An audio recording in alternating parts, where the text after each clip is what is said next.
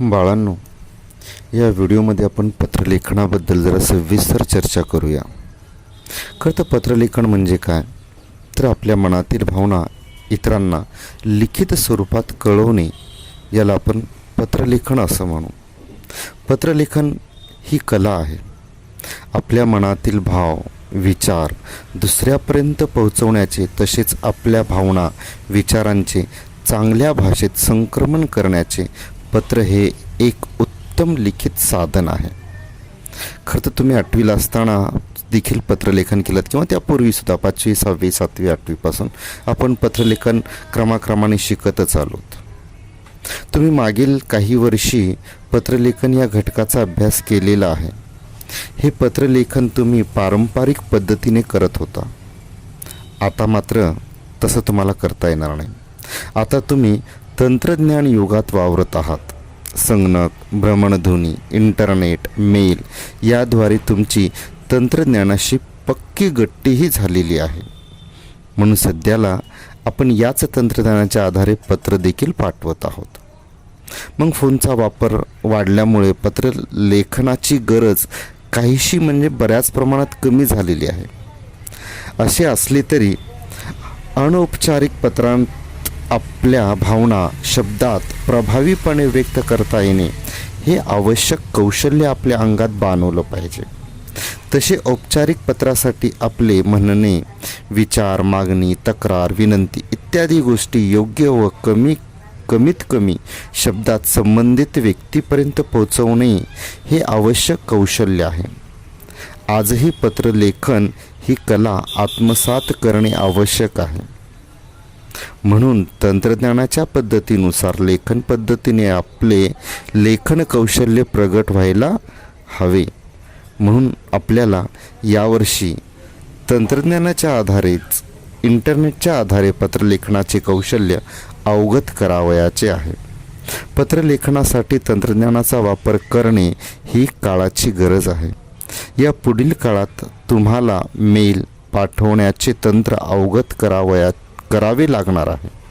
म्हणून यावर्षी आपण पत्रांचे जे प्रारूप आहेत हे नव्याने तंत्रज्ञान मेल पाठवण्याच्या पद्धतीनुसार लक्षात घेणे पण आवश्यक आहे.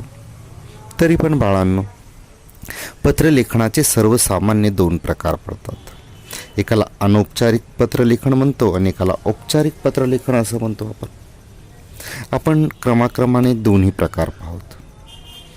मग या ठिकाणी पाहत असताना अनौपचारिक असो किंवा औपचारिक असो, एकंदरीत आपल्या अभ्यासक्रमात औपचारिक पत्राला जरा भर जास्त दिला गेला या ठिकाणी.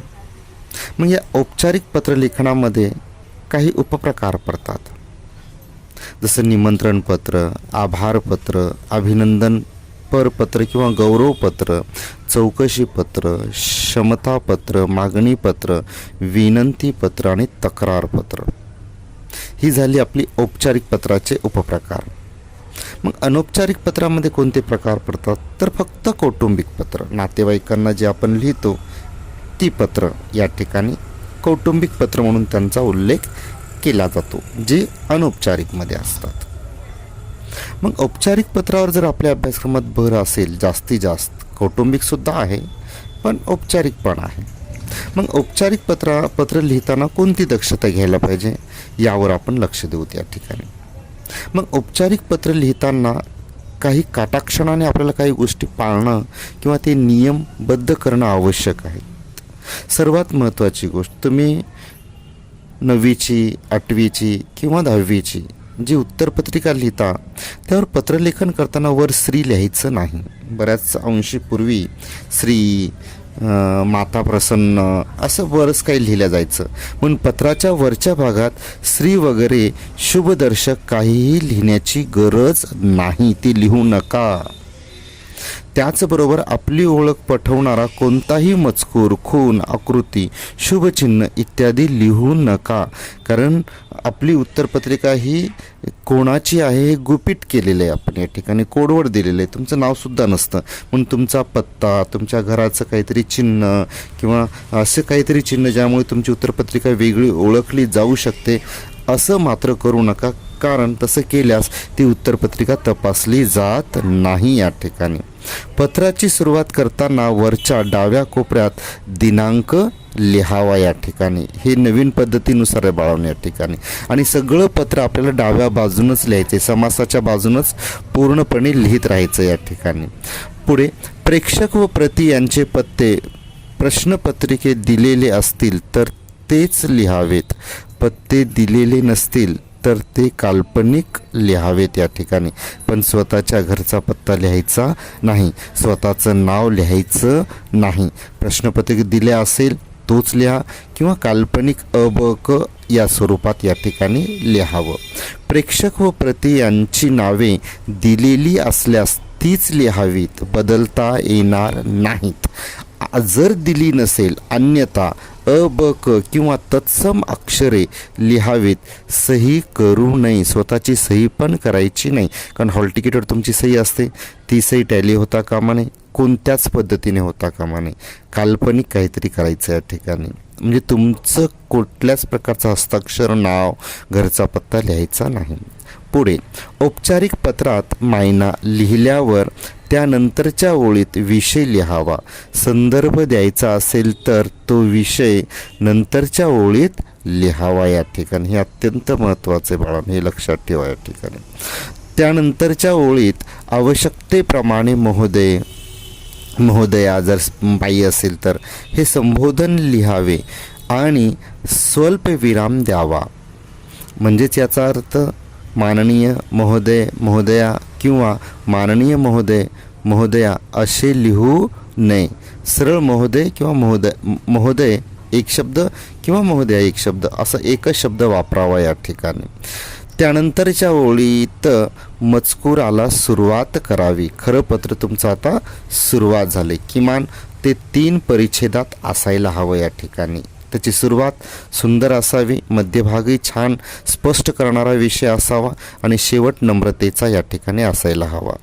आपला विश्वासू, आपला कृपाभिलाषी या शब्दांनी पत्राचा शेवट करून त्याखालील आवश्यकतेप्रमाणे अ ब क किंवा जर प्रश्नपत्रिकेत नाव व पत्ता दिला असेल तर तो त्या ठिकाणी नमूद करावा किंवा काल्पनिक या ठिकाणी नमूद करणं आवश्यक आहे या ठिकाणी. त्याच पद्धतीने बाळांनो, आपण औपचारिक पत्राच्या नियमांबद्दल जरा चर्चा करू. कारण 10वीला कौटुंबिक पत्र आहे, 8वीला पण आहे काही प्रमाणात. त्यामुळे आपण त्या अनुषंगाने औपचारिक पत्र लेखनाचे काय दक्षता घ्यावी, त्यांची नियमावली कशी आहे ती पण पाहू त्या ठिकाणी. अनौपचारिक पत्रामध्ये एखाद्या व्यक्तीला लिहिलेल्या पत्राचा नमुना तयार करायचा आहे. जसं उदाहरणार्थ अभिनंदन पत्र वगैरे या ठिकाणी हा भाग आहे या ठिकाणी. मग तो कसा असायला पाहिजे, तर पत्राच्या वरच्या बाजूस डाव्या कोपऱ्यात तारीख लिहा. अगदी सेम पूर्वीसारखंच. पत्राचा विषय लिहिण्याची मात्र इथं आवश्यकता नाही. पत्र कोणत्या व्यक्तीला लिहित आहोत हे लक्षात घेऊन मायना मात्र तयार करायला पाहिजे. जवळची आई आहे, वडील आहे, भाऊ आहे, चुलता आहे, काका आहे, नातं काय आहे त्यानुसार त्याची भाषाशैली असणं अत्यंत आवश्यक आहे, मायना असणं आवश्यक आहे. आई वडिलांना श्री साष्टांग नमस्कार किंवा सा नमस्कार आणि कुटुंबातील इतरांना सान म्हणजे साष्टांग नमस्कार, नमस्कार, आशीर्वाद यापैकी योग्य ते शब्द तुम्ही वापरायला पाहिजे, लिहायला पाहिजे व्यक्तीनुसार या ठिकाणी. पत्रातील मजकूर लिहिताना योग्य तेथे परिच्छेद पाडावेत. पॅरेग्राफ अत्यंत आवश्यक, 3 तरी परिच्छेद आवश्यक आहेत या ठिकाणी. जास्तीत जास्त 5, पण अति जास्त पण करू नका आणि अति कमी पण करू नका. पत्राची भाषा सहज बोलण्यासारखी आपलेपणाची, घरगुती असायला पाहिजे या ठिकाणी.